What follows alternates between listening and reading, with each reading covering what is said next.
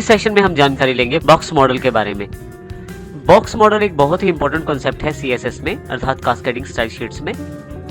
Box model क्या है और इसको किस प्रकार से प्रयोग किया जाता है और ये किन चीजों को निर्धारित करता है या किन चीजों को डिफाइन करता है, इसकी जानकारी हम अभी इस सेशन में लेंगे। लेकिन सबसे पहले बात करते हैं बॉक्स मॉडल है क्या। लेकिन अब सबसे पहले बात करते हैं कि बॉक्स मॉडल किस प्रकार से प्रयोग किया जाता है सीएसएस में। बॉक्स मॉडल खुद प्रयोग नहीं होता, परंतु एक रूल डिफाइन करता है। बॉक्स मॉडल ये रूल डिफाइन करता है कि कोई भी एलिमेंट यदि एचटीएमएल पेज में लगाया जाए तो वो चौरस बॉक्स के रूप में हो, अर्थात रेक्टेंगुलर बॉक्स के रूप में हो। तो किसी भी एलिमेंट को जब वेब पेज में जोड़ा जाता है या एचटीएमएल पेज में जोड़ा जाता है तो वो एक रेक्टेंगुलर बॉक्स के रूप में माना जाना चाहिए और उसके साथ उसकी विड्थ, हाइट, पैडिंग, बॉर्डर और मार्जिन प्रॉपर्टीज इत्यादि को निर्धारित किया जाना चाहिए।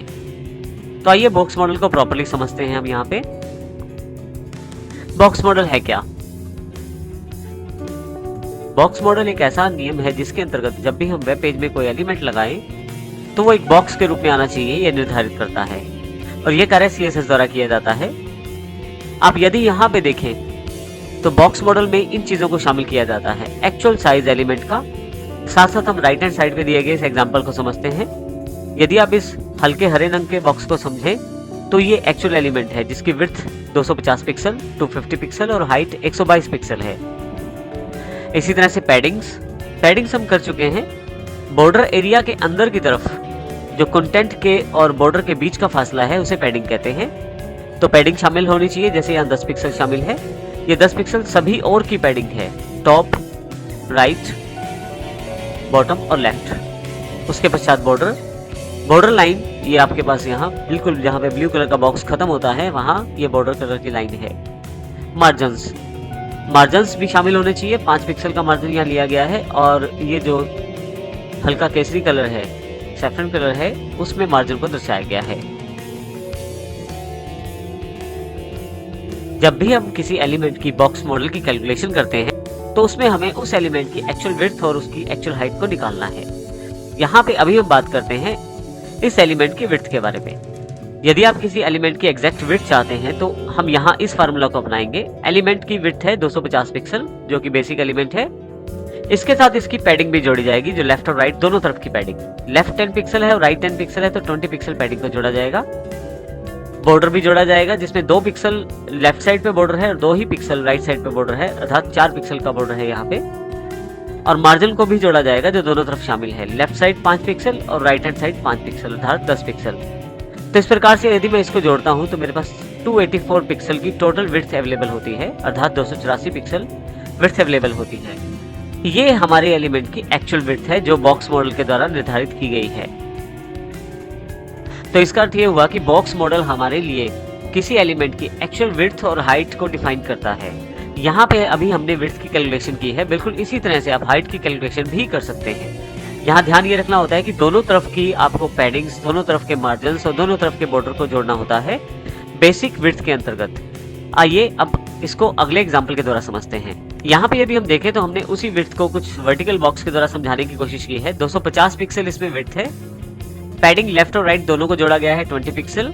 मार्जिन दोनों तरफ से जोड़ा गया है 5 pixel, 5 pixel left, 5 pixel right, जो कि 10 पिक्सल हो जाएगा। बॉर्डर है 2 पिक्सल लेफ्ट, 2 पिक्सल राइट, तो 4 पिक्सल बॉर्डर हो जाएगा और टोटल हाइट हमारे पास 284 पिक्सल अवेलेबल हो जाएगी। अगर आप हाइट की बात करें तो हाइट की कैलकुलेशन भी इसी तरह से की जाती है। यहाँ पे यदि आप देखें तो बेसिक एलिमेंट की हाइट 122 पिक्सल है। यहाँ पे हमने उस हाइट को ले लिया है। अब इसमें पैडिंग्स जुड़ेंगी 10 पिक्सल अबव, 10 पिक्सल बिलो। तो यहाँ पे यदि देखें तो टॉप और बॉटम की पैडिंग जो 10 पिक्सल है 20 पिक्सल हो जाएगा। मार्जिन 5 पिक्सल अबव है, 5 पिक्सल बिलो है। टॉप और बॉटम का मार्जिन जो है वो भी ऐड हो जाएगा 10 पिक्सल। इसी तरह से बॉर्डर भी ऐड हो जाएगा 4 पिक्सल और टोटल हाइट आपके पास 156 पिक्सल अवेलेबल होती है। तो इस तरह से हम बॉक्स मॉडल के द्वारा एक्चुअल विड्थ और एक्चुअल हाइट निकाल सकते हैं और बाकी सब एलिमेंट्स जो उससे जुड़े हुए हैं जैसे पैडिंग्स, मार्जिन्स, बॉर्डर्स इत्यादि को भी निर्धारित कर सकते हैं। बॉक्स मॉडल निर्धारित करते समय विड्थ और हाइट का ध्यान रखना होता है। विड्थ को निर्धारित करते समय एलिमेंट की विड्थ, उसकी पैडिंग, बॉर्डर और मार्जिन को जोड़ा जाता है। ये सभी बॉक्स मॉडल के पार्ट्स हैं जो विड्थ में निर्धारित किए जाते हैं और जिनको ऐड किया जाता है। इसी तरह से हाइट में एलिमेंट, उसकी पैडिंग, बॉर्डर और फिर मार्जिन हाइट में भी इस प्रकार से निर्धारित किया जाता है जैसे हमने इसी एग्जांपल में भी देखा है। आइए इस कॉन्सेप्ट को 83.boxmodel.css के द्वारा समझते हैं। यहाँ हमारे पास एक्सरसाइज फाइल्स के अंतर्गत 83.boxmodel.css फोल्डर अवेलेबल है। मैं इसे खोल लेता हूँ। मेरे पास यहाँ दोनों फाइलें अवेलेबल है, HTML फाइल भी अवेलेबल है और mystyle.css फाइल भी अवेलेबल है। सबसे पहले HTML फाइल की बात करते हैं। यहाँ हमने कंटेनर का प्रयोग किया है जिसके अंदर हम काफी सारे एलिमेंट शामिल करेंगे। ये कंटेनर बॉडी के अंतर्गत है।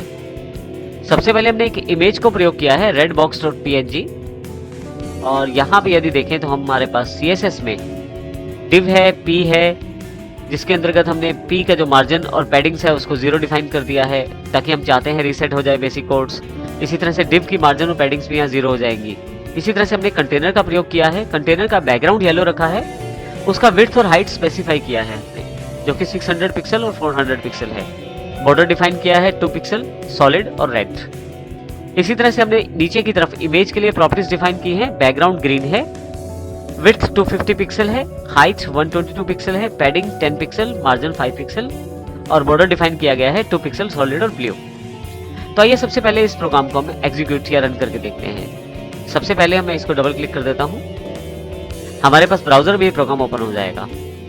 अंदर वाली साइड में यदि आप देखें तो हमारे पास इमेज है और बाहर वाली साइड में यदि आप देखें तो हमारे पास div टैग है, ये येलो कलर वाला। अब यदि इसके बॉक्स मॉडल प्रॉपर्टीज की बात की जाए, उसको देखने के लिए मैं यहाँ राइट क्लिक करके इंस्पेक्ट कर देता हूँ।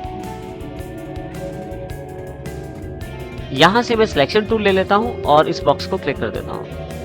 अब यदि आप यहां इस तरफ देखें तो आपके पास बॉक्स मॉडल की पूरी जानकारी दी गई है। नीचे की तरफ एक्चुअल विड्थ जो आपके एलिमेंट की है 250 विड्थ है, 122 उसकी हाइट है। इसके साथ सब तरफ पैडिंग दी गई है 10 पिक्सल। ऊपर की तरफ बॉर्डर दिया गया है 2 पिक्सल, फिर मार्जिन दिया गया है 5 पिक्सल। आप यहाँ पे रेड बॉक्स की टोटल हाइट और टोटल विड्थ की कैलकुलेशन कर सकते हैं। टोटल हाइट की कैलकुलेशन करने के लिए आपको मार्जिन दोनों तरफ का जोड़ना पड़ेगा, बॉर्डर दोनों तरफ का, पैडिंग दोनों तरफ का और फिर उसके पश्चात 122 पिक्सल जिसका हाइट है। इसी तरह से जब आप टोटल विड्थ की कैलकुलेशन करें तो मार्जिन 5 पिक्सल दोनों तरफ से, बॉर्डर दोनों तरफ से 2 पिक्सल, पैडिंग 10 पिक्सल दोनों तरफ से और फिर इसके पश्चात 250 पिक्सल जो इसका विड्थ है। तो इस प्रकार हम बॉक्स मॉडल को इंप्लीमेंट करते हैं अपनी कोडिंग में।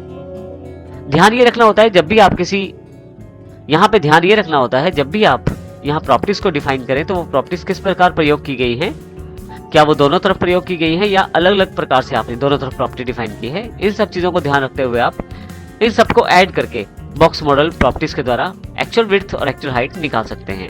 यहाँ पे अभी हमने जो बॉक्स मॉडल का निर्धारण किया है ब्राउजर में, उसके द्वारा हमने टोटल विड्थ और टोटल हाइट की कैलकुलेशन की है रेड बॉक्स PNG की। अब यहाँ पे यदि आप देखें हमारे पास कुछ इस तरह के एग्जाम्पल या कुछ इस तरह के रिजल्ट्स अवेलेबल हुए हैं। एलिमेंट की जो एक्चुअल विड्थ है वो 250 पिक्सल है, पैडिंग 20 पिक्सल है, दोनों तरफ से 10-10 पिक्सल जोड़ा गया है, बॉर्डर 4 पिक्सल है, दोनों तरफ से 2-2 पिक्सल और मार्जिन 10 पिक्सल है, दोनों तरफ से 5-5 पिक्सल जोड़ा गया है। इसी तरह से टोटल हाइट का कैलकुलेशन भी यहाँ पे किया गया है। परंतु जब भी हम बॉक्स मॉडल को इंप्लीमेंट करते हैं तो वहां पे हमें कुछ चीजों का ध्यान रखना होता है। कुछ इश्यूज रहते हैं जो बॉक्स मॉडल प्रॉपर्टीज को निर्धारित करते समय आ सकते हैं। जैसे सबसे पहला प्रॉब्लम रहता है मार्जिन आपको कभी भी सही कैलकुलेशन नहीं दे पाते, अर्थात मार्जिन जो है वो आपको प्रॉपर टोटल विड्थ या टोटल हाइट नहीं कैलकुलेट करवा पाते, क्योंकि मार्जिन्स को प्रयोग करते समय हमें कुछ चीजों का ध्यान रखना होता है। जैसे मार्जिन कोलैप्सिंग, जब भी हम हॉरिजॉन्टल मार्जिन्स की बात करते हैं तो मार्जिन्स जुड़ते हैं, जब भी हम वर्टिकल मार्जिन्स की बात करते हैं तो मार्जिन्स कोलैप्स होते हैं। इसके साथ साथ ये ध्यान रखना जरूरी है कि ऐसे केसेस तब होते हैं जब आपके पास किसी भी तरह की पैडिंग या बॉर्डर डिफाइन नहीं किया जाता किसी एलिमेंट्स के अंतर्गत। आने वाले सेशन में हम इसे अच्छी तरह से समझेंगे। मेन बात हमारे पास यहाँ ये है कि मार्जिन्स कोलैप्सिंग के कारण मार्जिन्स प्रॉपर कैलकुलेशन नहीं दे पाते। इसी तरह से यदि वो कंटेनर जिसमें आपका एलिमेंट लगाया गया है वो आपके एलिमेंट के मार्जिन्स को नहीं संभाल पाता, अर्थात आप मार्जिन्स बहुत ज्यादा दे देते हैं, उसके कारण से यदि आपका एलिमेंट उस कंटेनर में फिट नहीं हो पाता तो भी मार्जिन्स को सेक्रीफाइस किया जाता है, जिसमें लेफ्ट और राइट मार्जिन्स को ज्यादा सेक्रीफाइस किया जाता है। दोनों तरफ से सेक्रीफाइस करने के पश्चात एलिमेंट को एडजस्ट किया जाता है कंटेनर के अंतर्गत। इस केस में जब आप बॉक्स मॉडल प्रॉपर्टी को निर्धारित करते हैं तो सही रिजल्ट नहीं आ पाते। यहाँ ये ध्यान रखने वाली बात है कि हॉरिजॉन्टल मार्जिन कभी भी कोलैप्स नहीं करते, परंतु वर्टिकल मार्जिन्स कोलैप्स करते हैं कुछ नियमों के अंतर्गत। इन सब चीजों का ध्यान रखते हुए आपको बॉक्स मॉडल प्रॉपर्टीज को निर्धारित करना है और ध्यान रखना है कि हम बॉक्स मॉडल प्रॉपर्टीज का निर्धारण करते समय मार्जिन्स का ध्यान जरूर रखें कि क्या वो मार्जिन्स कोलैप्सिंग स्टेट में तो नहीं है। इन चीजों को अच्छी तरह से समझने के लिए हम कुछ सेशंस को आगे देखेंगे। अभी हमारे पास जो मेन पार्ट है वो बॉक्स मॉडल का निर्धारण है, जो कि हमने इस सेशन में सीखा है।